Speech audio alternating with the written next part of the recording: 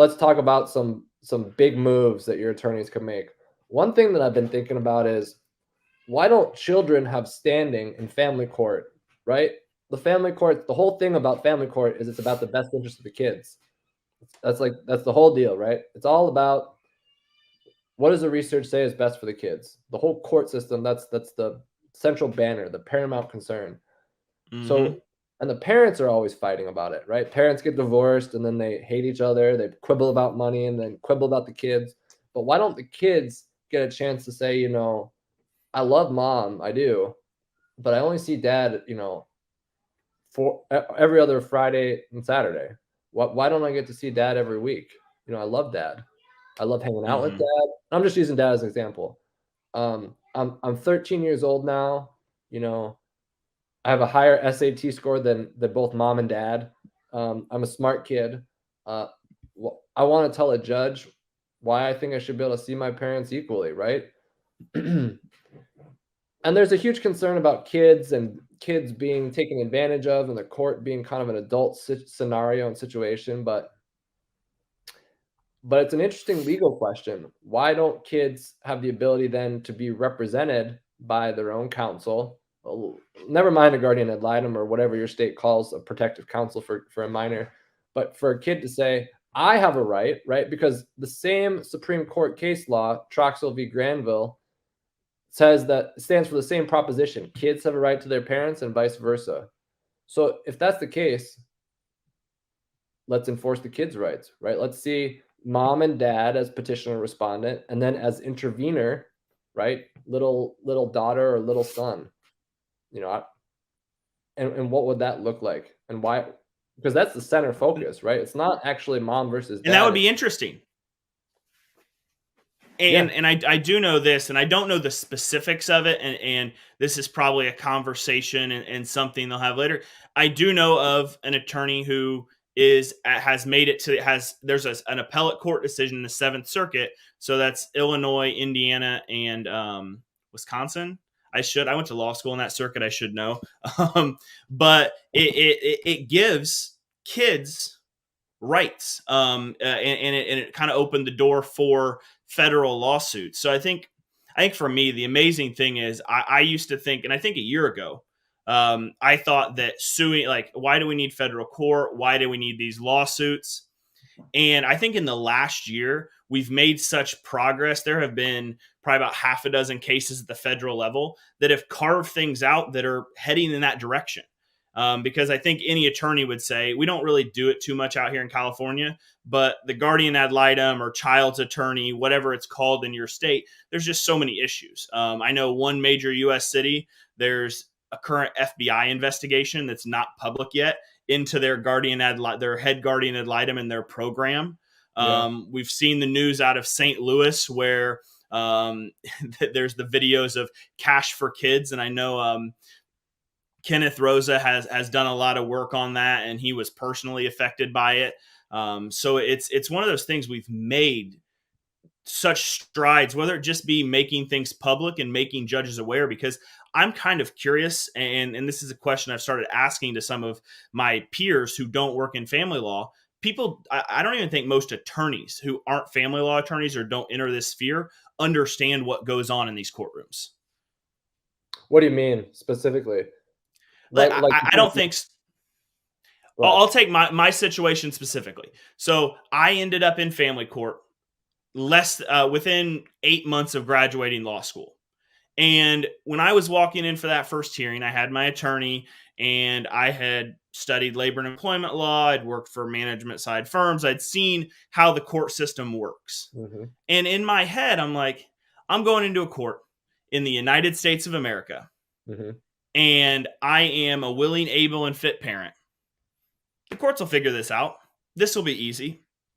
And now you see it. I see it day in, day out, whether judges being lazy or just falling into the trap of, oh, this kind of follows this fact pattern, so I'm gonna start the dad out with supervised visits, or I'm gonna start the dad out with 3-4 hour visits during the week, and maybe 6 months from now I'll give him an overnight.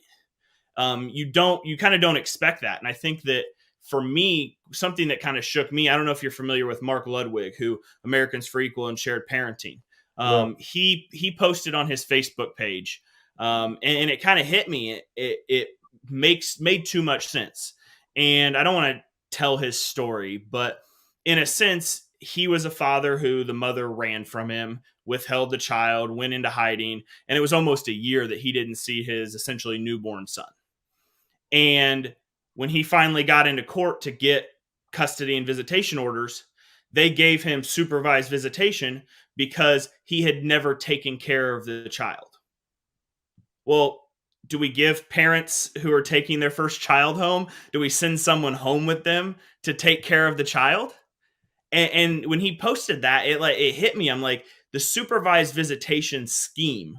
I'm gonna call it a scheme because it just makes therapists and whoever in your state. In California, it's a joke what you can be to be a professional supervisor. It just makes them hundreds of thousands, if not millions of dollars a year.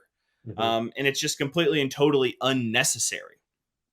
So I think that's one of the things in terms of, I don't know if my peers outside of family law fully comprehend really the insanity of men and women having to prove they're a fit parent. But I mean, if there's no conflict, it doesn't matter if you have DUIs, drug arrests, felonies. If you have the kid and there's no concerns at the time, they go ahead and send you home. But one person, opposing party, says, oh, I might have a concern. They put all these restrictions on that person. Yep. And people might think that you're blowing when you hear these rants. And I don't want to say that what you just did was a rant, but it kind of was a rant. Oh, it was a rant. I was on my soapbox. It was a rant. I'll own it. Yeah, it was a rant. And you often see and or hear these rants, right? So someone's pissed off about family court, and then they tell you why, and it comes off as a rant. But oftentimes, and I think too often, like what you're saying is factually true. You're not exaggerating or lying. What you're saying is factually true. There's these problems in the court, these holes, points of breakage, where, just like you said, it's not a rant. One accusation against somebody could cause in the court's mind the dad's visit to go from unsupervised to supervised, like that, right? One accusation of anything, you name it, it could cause a credibility shift that the dad can't overcome, and then it's just the slippery slope. It's like an avalanche from there, and that's right. That's a problem. And to your point about federal court, I think federal court can help solve that problem because the standards of the bench are a little higher. The rules of practice are more strenuous, right? There's more hoops you have to jump through as an attorney. Everything has to be a little bit more precise in terms of, even in terms of just, your margins and the page numbers and the word count, and everything is just dialed in a little bit more. So all 11 copies of each filing you have to submit and everything. All this kind of like like a charade, right? That you have to do this and write in cursive for this. But it makes a difference because you can't be sloppy. You can't be as sloppy. And I think one of the problems is it's kind of the wild, wild west in family court. It's kind of like you just walk into someone's living room and they get to decide. And I think so the reason you go to federal court is it's a little bit more expensive. It's a little bit more difficult on the attorney side.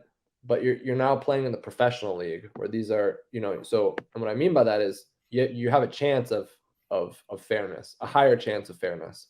So when we talk about, when someone says when someone goes on their rant and they say, what can I do? What's your game plan as an attorney? What's your genius game plan? Why should I retain you? What are you going to do that the other family attorneys can't?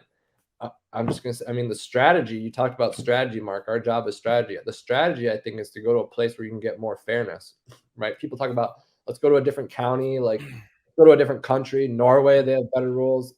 I think realistically, your best bet is federal court. Your best bet is to make a constitutional claim in federal court. Constitutional claim for 50-50 parenting, if that's the issue. If it's parenting time, make a claim that Troxell v. Granville, the United States Supreme Court case, gives you a due process right to 50-50 parenting time. I don't think we've seen that wave. I don't think we've seen like people taking that shield and that sword and marching into the arena of federal court and saying, let's see how this shakes down, right? Try your circuit. I don't know. Minnesota's the 8th circuit. We haven't seen that battle go down. And I think that's the arena, and that's the argument over and over and over and over and over again.